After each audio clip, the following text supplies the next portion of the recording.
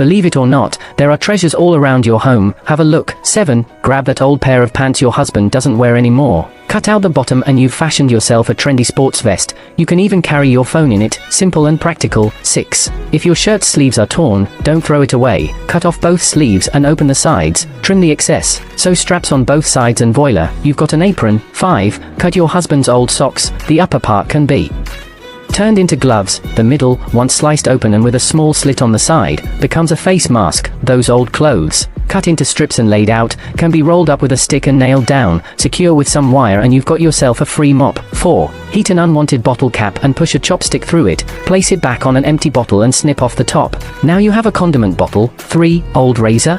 Cut off its sleeves and trim the bottom into fringes. Tie them up, ensuring they don't overlap, and there you have it, a fringed vest. 2. Cut an unwanted shirt from the middle, trim the bottom and sew the sides. Stitch along the edge, leaving about a 5 cm